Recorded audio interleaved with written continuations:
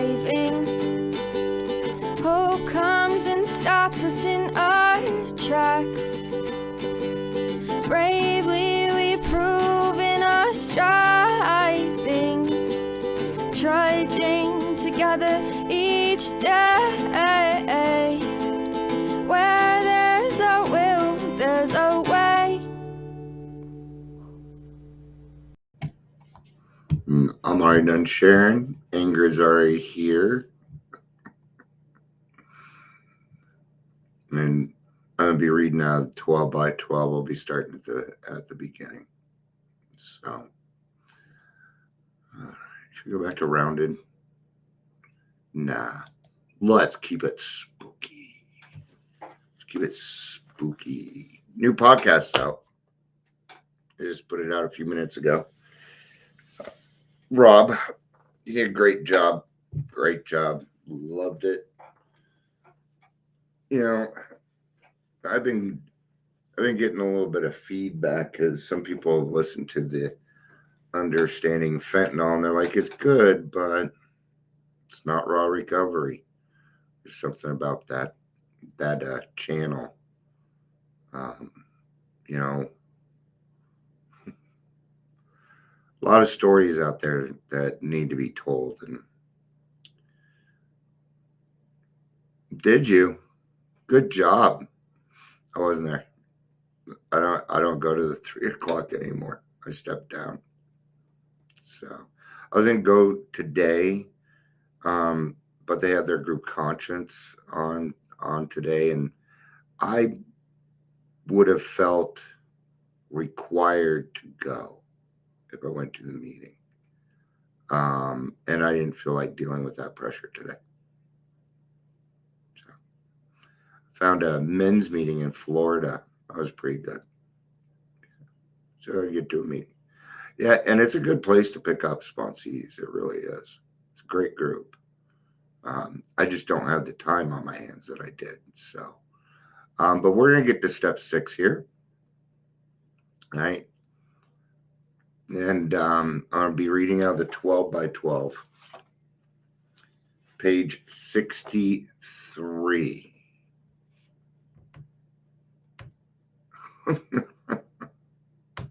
That's awesome. Good job. Welcome to Daily Trudge. I'm Dion. If you're here, please say hello, whether watching the live or the rewatch. You are not required to. I have some very quiet followers, but I work in the recovery space. So anonymity is number one importance to me. Number one importance. So got a good compliment from the speaker today. He said it felt like a conversation, like it was just grassroots. And I think that was probably one of the bigger compliments I got. So, all right, let's go ahead and get started. I didn't get started quick enough for some people. That's all right. We're entirely ready to have God remove all these defects of character. These are the defects of character that we found out in the 5th step.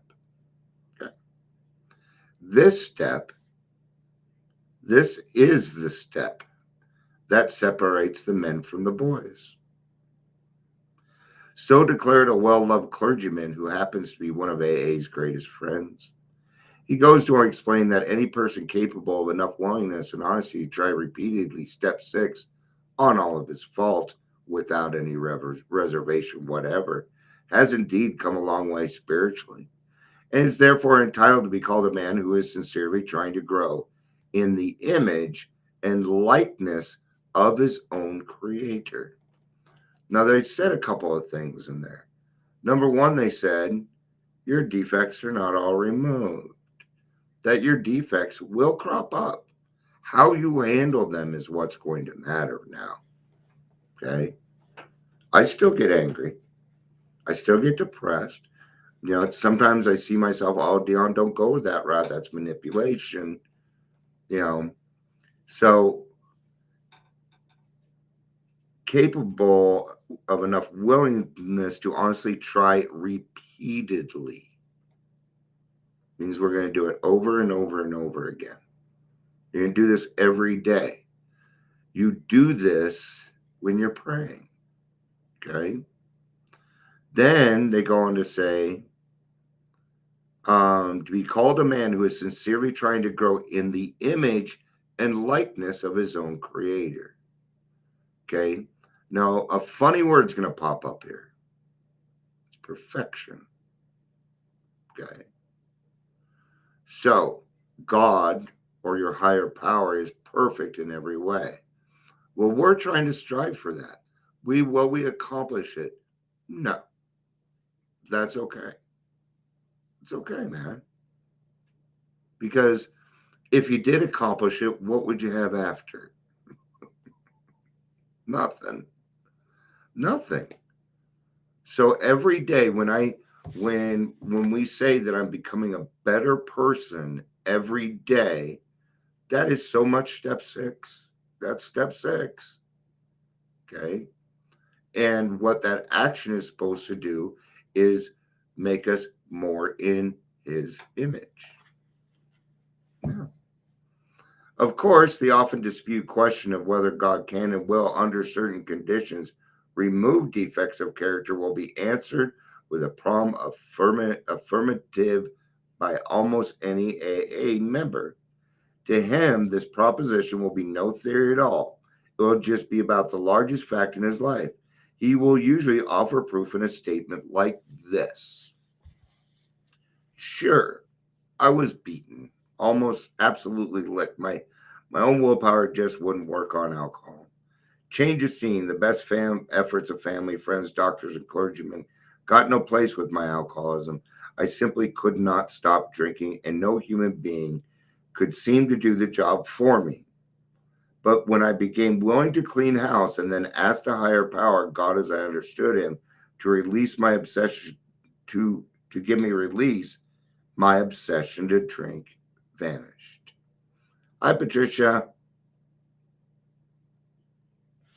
It was lifted right out of me. In AA meetings all over the world, statements just like these are heard daily. It is plain for everybody to see that each sober AA member has been granted a release from this very obstinate and potentially fatal obsession. All right. Yeah. Yeah. And we're going to go on to say is, well, if God lifted that merciless obsession, imagine what he can do with your other characters of defect or defects of character.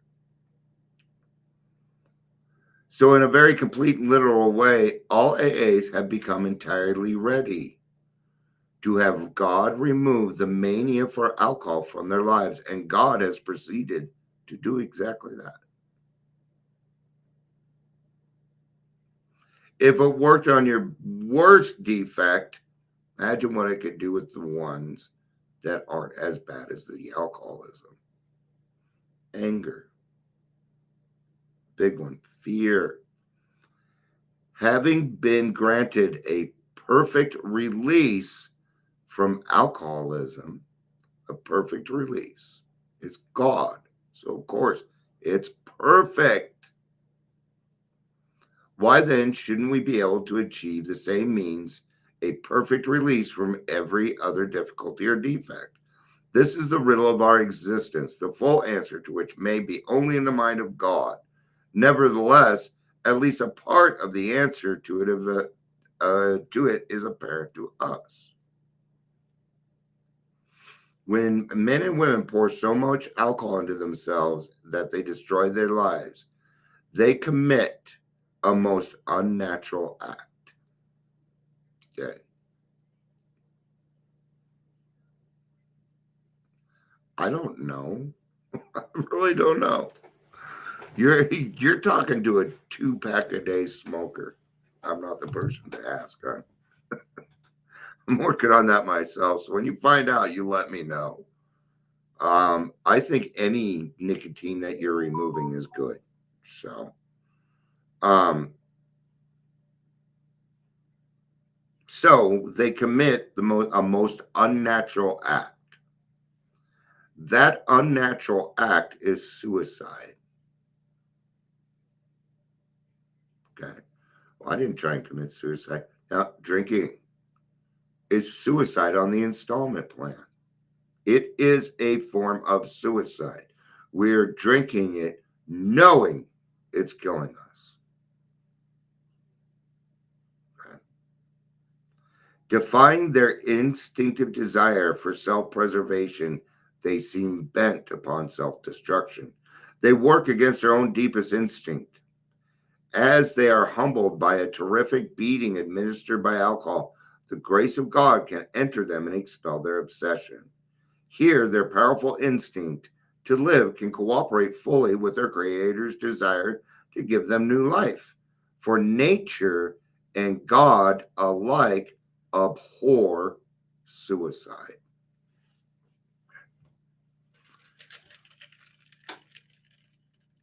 Yeah, see? Yeah, Chris did it. I remember it too.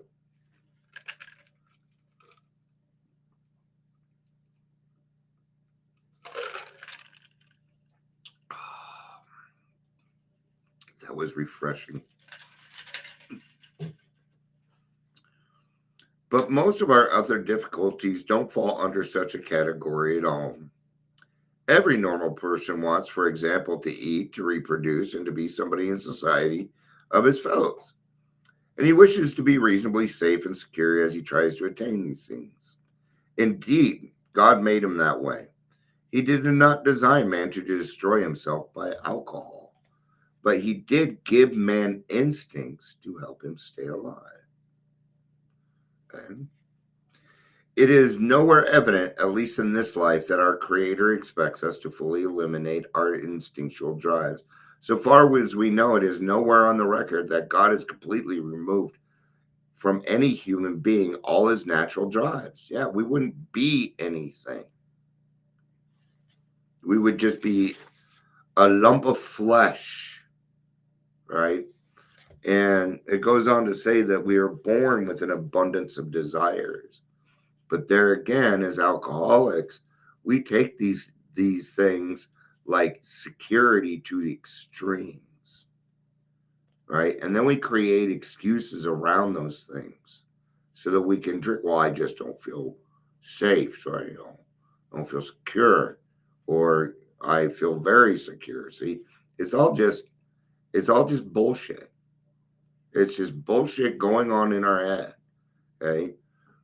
Your brain's main function is to figure out point A to point B with the least resistance to getting to that point. Well, alcohol brings hardly any resistance, right? We couldn't resist it. And then we kept pouring that on, we kept pouring alcohol on our problems, and then we'd light the damn thing on fire, right? So, step 6 is about understanding that God lifted your obsession and he can do the rest also. Okay. He gave us what they call a perfect release.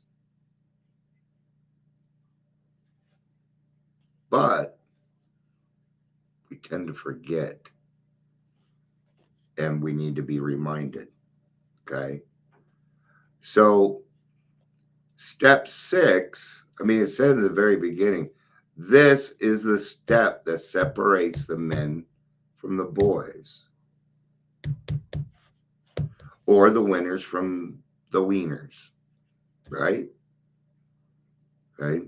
Because if you hold on to those character defects, or if there's a defect of character that you're wanting to hold on to, maybe you didn't quite do the 5th step thoroughly enough. Okay. And that goes back to the 3rd step. If the 3rd step's not done right, nothing will happen. Yeah. See, in step 3, we made a decision And making a decision requires no effort. It requires no action. Step 6 is going to require action. Okay.